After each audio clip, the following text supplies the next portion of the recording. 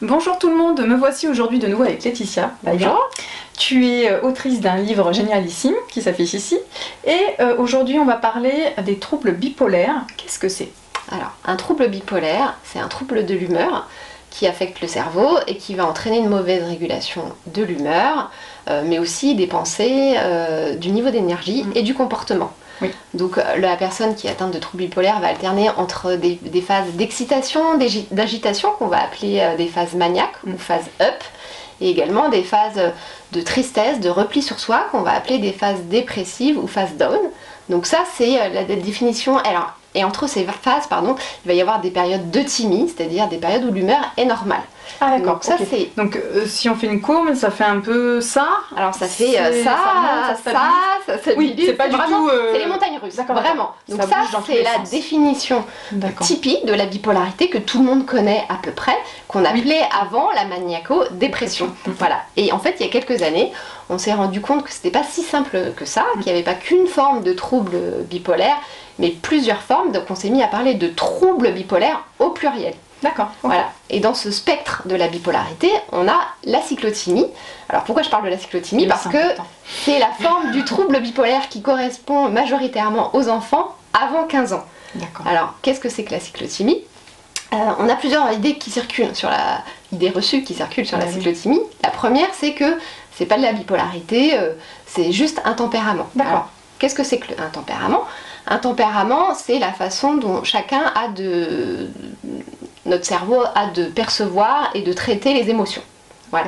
Et donc, effectivement, donc le tempérament cyclothymique existe, mais comment ce tempérament devient un trouble cyclothymique qui fait partie des maladies bipolaires?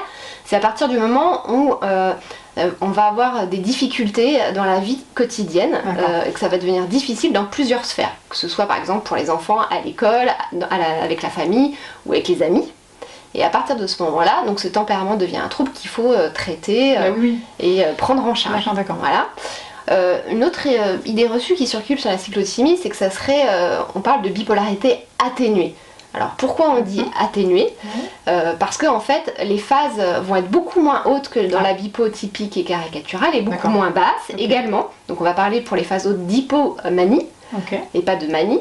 Et voilà, les phases dépressives, et on va avoir des cycles extrêmement rapides. Donc dans la bipotypique, ça monte très très haut, ça redescend très très très bas.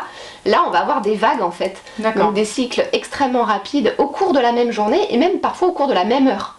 Donc c'est loin d'être, c'est pour ça atténué. C'est des personnes qui, en fait, ça va être extrêmement compliqué à vivre pour la personne qui en souffre et pour l'entourage, évidemment. Parce qu'il faut suivre, en fait. Exactement. Il faut se suivre soi quand on est dans on n'a pas de période d'euthymie, on va même avoir des périodes mixtes. On va avoir les deux symptômes qui vont se chevaucher. Par exemple, ça va être quelqu'un qui va être dans son canapé, qui ne peut pas bouger de son canapé, mais qui en même temps va avoir plein d'idées en même temps. Donc c'est extrêmement fatigant et ça en fait la forme du trouble bipolaire en fait avec avec un risque suicidaire le plus important. C'est ça le plus marquant, l'élément le plus grave de ce trouble. Pour résumer un petit peu, la bipolarité c'est vraiment la maladie des excès. L'enfant ou l'adulte va être vraiment dans le trop en permanence et on va avoir un cerveau qui va dysfonctionner en cas de stress ou de trop forte émotion.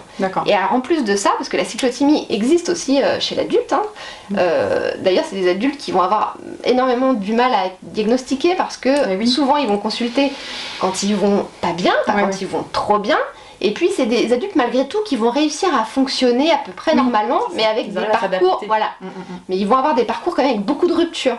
Donc il va y avoir des divorces, beaucoup de changements de vie professionnelle. Enfin, Ils sont entre deux en fait. Exactement. C'est encore plus difficile de diagnostiquer tout à fait comme ça. Et chez les enfants, on va avoir des symptômes un peu différents, notamment je pense à la période dépressive. On a beaucoup de parents qui nous disent ah, mais il n'est pas bipolaire parce qu'il a pas du tout, il est toujours excité en fait. et en fait la dépression chez l'enfant se caractérise souvent par de l'irritabilité, de l'impulsivité. Bien sûr. Donc voilà, il y a des petites différences comme ça. C'est pas facile d'y voir clair en fait. Parce que justement le cerveau de l'enfant est un peu immature et donc du coup ça va se manifester un petit peu différemment.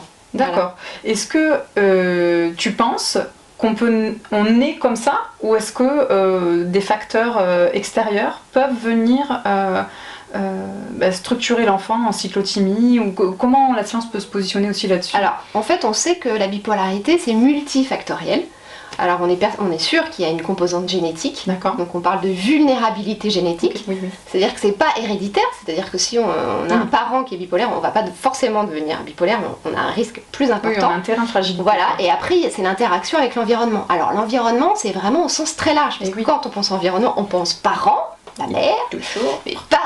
Mais la mère et les parents, c'est un millième de l'environnement. Bien sûr. Donc bien ça sûr. peut être ce qu'on mange, ce qu'on respire, ça peut être effectivement un événement traumatique dans sa vie, ça peut être un deuil, ça peut être une séparation. Un déménagement, un divorce. Exactement. Ça peut être tout en fait. Voilà. Donc c'est cette interaction. Évidemment, s'il n'y avait pas cette fragilité génétique à la base, ça se transformerait pas forcément en trouble bipolaire. Bien sûr. Donc il faut avoir quand même cette prédisposition. D'accord, en tout cas je trouve ça très intéressant d'en parler parce que je pense qu'il y a des enfants qui ne sont pas du tout diagnostiqués, les parents n'osent même pas penser à ça parce que ça n'existe pas dans leur environnement, donc c'est pour ça que je me suis dit c'est vraiment très important pour moi d'en parler sur ma chaîne parce que c'est lumineux, enfin il faut qu'on en parle en fait. Et puis même quand on recherche les antécédents dans la famille, parce que c'est ça qu'on fait aussi quand on pose un diagnostic de trouble bipolaire, on cherche les antécédents, vous demandez aux parents est-ce qu'il y a des troubles psychiques dans la famille, majoritairement, en premier, on vous répond non. Moi la première.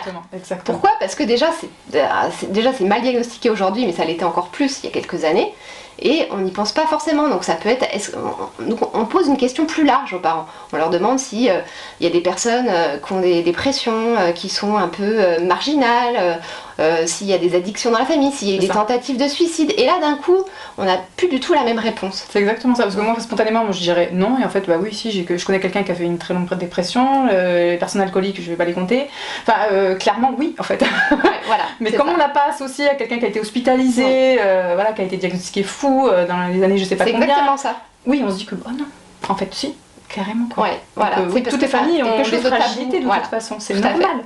Et après, il n'y a pas un seul symptôme, parce qu'évidemment tous les enfants qui font des crises de colère ne sont pas bipolaires, hein, c'est pas du tout le message que je veux donner. Voilà, exactement, il faut vraiment un ensemble de symptômes, parce que la crise de colère c'est un symptôme qu'on appelle non spécifique, c'est-à-dire que c'est retrouvé dans beaucoup d'autres troubles qui ressemblent, donc c'est un ensemble de troubles en fait qui doit alerter. Pour en citer quelques-uns, ça va être donc les antécédents de troubles bipolaires dans la famille ou de troubles psychiques, ça va être les tentatives de suicide, un enfant qui va avoir des crises de colère explosives mais bien supérieures à la normale, avec une intensité vraiment extrême, avec une intolérance à la frustration en général qui va avec. Des enfants qui vont avoir des troubles du sommeil, notamment je pense avec une diminution du temps de sommeil mais sans fatigue. Tentative de suicide, des enfants qui vont aussi avoir une multitude de troubles. Nous, on a l'association des enfants qui sont TDAH, HPI, TOC, haut potentiel. Donc tout ça, ça doit alerter en fait. C'est des enfants qui vont, à chaque fois qu'ils vont rencontrer un professionnel, ils vont avoir un diagnostic différent. D'accord. Donc, qu'est-ce que j'ai? Déscolarisation aussi, ça doit alerter. Enfin voilà, c'est vraiment.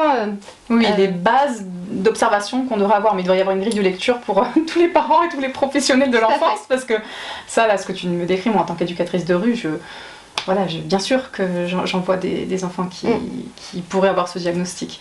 En tout cas, c'est fascinant et c'est très riche, et je mettrai aussi tous les supports visuels que tu as sur ton site en référence à cette vidéo. Merci beaucoup Laetitia, encore une fois, et merci à vous de nous avoir écoutés, on vous dit à bientôt. Au revoir. Au revoir.